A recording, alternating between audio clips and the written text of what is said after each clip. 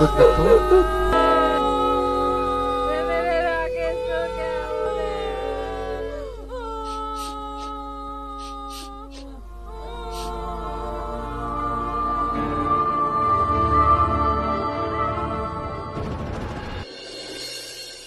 हाँ राकेश, चलो ना इस बार गोवा ही चलते हैं। हाँ भाई, घुमा के लाओ हमारी गुड़िया को गोवा। थैंक यू दादू। अच्छा बाबा, अब की बार गोवा ही चलते हैं। सच्ची पापा? हाँ बेटा।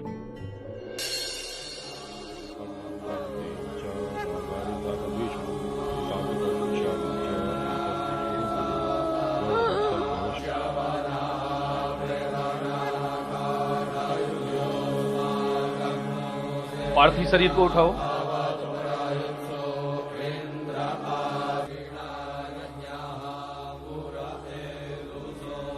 बच्चे को यहाँ लाओ।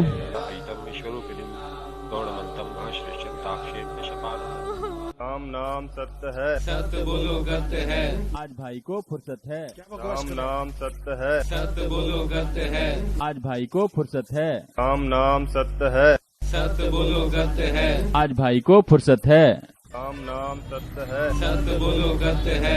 आज भाई को फुर्सत है। राम नाम सत्य है, सत्य बोलो गत्य है। आज भाई को फुर्सत है। तांतकं विशारिंच अयितं विश्वरूपिणं गौरमन्तं महाश्रेष्ठं दाक्षिं कश्यपानं पन्नं वैनतेयं च नागारिणागवेशनं तांतकं विशारिंच अयितं विश्वरूपिणं गौरमन्तं महाश्रेष्ठं दाक्षिं कश्यपानं पन्नं वैनतेयं च नागारिणागवेशनं तांतकं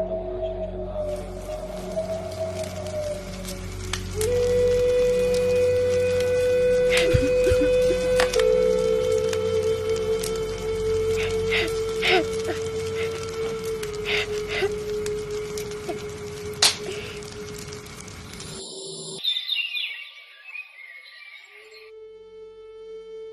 भाई साहब, ये लड़का कौन है? ये तो राकेश का दोस्त नवीन है। जब हम अर्थी लेकर जा रहे थे तो रास्ते में बड़ा अनाप शनाप बोल रहा था ये। हाँ भाई साहब, बिल्कुल सही कह रहे हैं आप। पता नहीं क्या बकवास किए जा रहा था। बोल रहा था आज भाई को फुर्सत है, आज भाई को फुर्सत है। हाँ हाँ, ऐसा ही कुछ गलत बोल रहा था ये। लेकिन नवीन ऐसा क्यों बोलेगा? नवीन से पूछना चाहिए। हाँ हाँ भाई साहब, पूछिए। हाँ हाँ, पूछो पूछो। नवीन बेटा, हाँ अंकल जी। बैठो एक बार।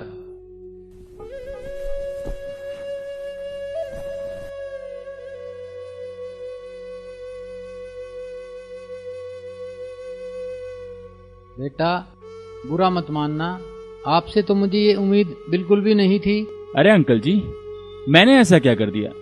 आपने कुछ नहीं किया तो अर्थी ले जाते समय आप क्या बोल रहे थे? हाँ, मैंने भी सुना था। ये भाई बोल रहा था आज भाई को फुर्सत है। हाँ अंकल जी, क्योंकि आप सभी तो अब राकेश के जाने के बाद उसे समझा रहे हो कि राम नाम सत्य है, जबकि मैं राकेश को यही बात काफी टाइम से समझा रहा था। तभी मैं ऐसे टाइम पर ऐसी बात कह रहा हूँ, क्योंकि भाई को जब भी मैं सत्संग में चलने के लिए और भक्ति करने के लिए कहता था तो वह कोई न कोई बात कहकर मेरी बात टाल दिया करता था।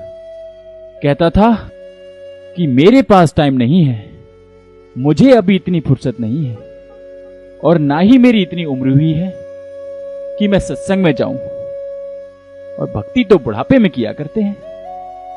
अंकल जी, जीते जी तो उसे फुर्सत मिली नहीं, और मरने के बाद जब फुर्सत मिली तो उसे राम का नाम नहीं मिल सकता।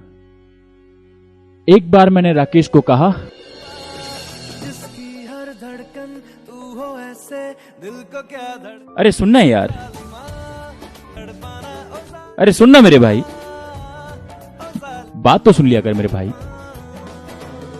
चल बंद कर दिया, अब बता। भाई ये गाने वाने छोड़, आज मैं आपको संत रामपाल जी महाराज का सत्संग सुनाता हूँ। चल लगा यार। परमात्मा याद दिलाते हैं कि अपलातून पाक रहे हो, एक सेकंड में पता नहीं क्या हो जाएगा। और क्या याद दिलाते हैं परमात्मा कबीर जी हमारे को कि जब तू संसार छोड़कर अकेला जाएगा पूरे परिवार को और सारे जीवन में जो तूने डले डोए थे वह या तो बैंक में जमा करा दी माया, और या कोई कोठी बंगला गाड़ दिया, और फिर आप जागा पल्ला जाड़ के फिर रोता जाएगा बुरी तरह। अब क्या कहते हैं कि हिड़की दे दे रोएगी सुरता जब तू चल लेगी अकेली। कहते पछाड़ खा खा गिरेगा तू, यम के दूता छुटाओगा, रोएगा, हाय मेरा बेटा रह गया, मेरी कोठी रहेगी। और वो गट्टियां पे मारेंगे, फिर उनका चल हम देंगे तो ना कोठी उड़े, चूहा बनाओगे बिल में घूमेगा। फिर या दुनिया अजब दीवानी, मेरी कही एक नहीं मानी।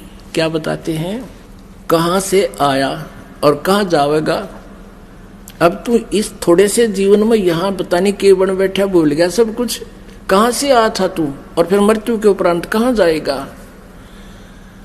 और ये तन छूटे तो कहाँ समाएगा।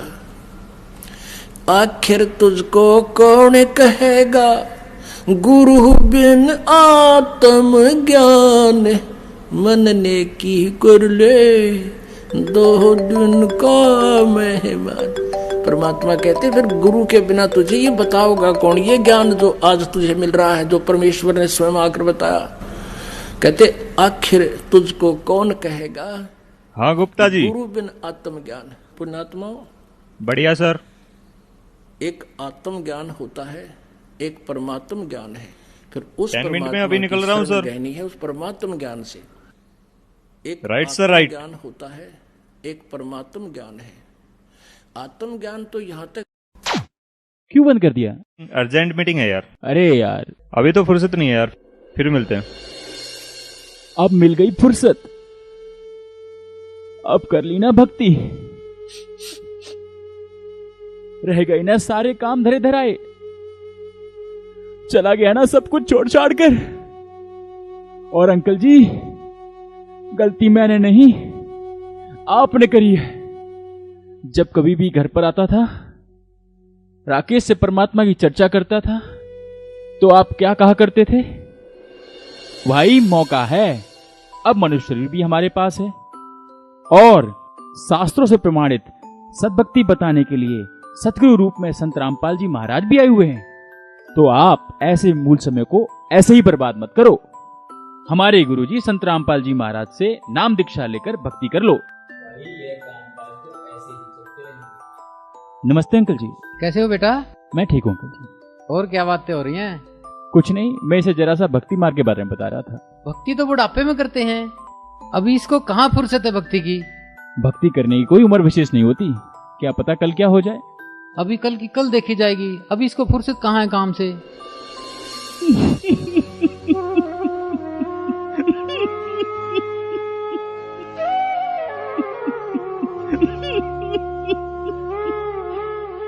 और हाँ, योगेश बैठा है साथ में। मैंने बहुत समझाया था इनको कि आने वाली आपत्ति से रक्षा सिर्फ सद्भक्ति से ही हो सकती है। अरे नवीन, कल तो संडे है, कहीं जाने के लिए बोल रहा था ना। अरे नहीं भाई, मैं तो सत्संग में जा रहा हूँ, आओ ना, आपको भी ले चलता हूँ। अरे नहीं भाई नहीं, मुझे अभी इतनी फुर्सत कहाँ है कि मैं सत्संग में जाऊँ। और वैसे भी अभी मौज मस्ती करने का टाइम है ना यार, भक्ति तो बुढ़ापे में करते हैं। हाँ भाई, अभी तो राकेश भाई के छोटे छोटे बच्चे हैं, अभी से भक्ति मार्ग में घुस जाएगा तो बच्चों को कौन पालेगा। हाँ सर, सही कह रहे हो आप। देखो बात ऐसी है, हमारे सतगुरु संत रामपाल जी महाराज सदग्रंथों में प्रमाणित ज्ञान बताते हैं, जो कि बहुत ही सिंपल और सरल है। और रही बात छोटे बच्चों की, छोटे बच्चे मेरे भी हैं, मैं भी सत्संगों में जाता हूँ, सतभक्ति करता हूँ, मेरा परिवार खुशहाल है और परिवार में किसी चीज की कमी नहीं है। चलो बढ़िया है भाई। आज मुझे भाई की सारी बातें बिल्कुल सही लग रही हैं। वाकई में यहाँ तो एक पल का भी भरोसा नहीं है कब क्या हो जाए। सॉरी नवीन भाई, हमने आपकी बातें नहीं मानी। अगर हम आपकी बातें मान लेते तो शायद आज राकेश भाई हमारे साथ होते। नवीन भाई, मुझे अपने गुरुजी से आप आज ही नाम दिला दीजिए। आपकी सारी बातें सुनकर मुझे बहुत पछतावा हो रहा है। इसके बाद मैं संत रामपाल जी महाराज का सत्संग अवश्य देखा करूंगा। हमारे भ्रम को दूर करने के लिए धन्यवाद बेटा। धन्यवाद मेरा नहीं, संत रामपाल जी महाराज का करो, जो इस सच्चाई को ऊपर लाने के लिए कितना संघर्ष कर रहे हैं।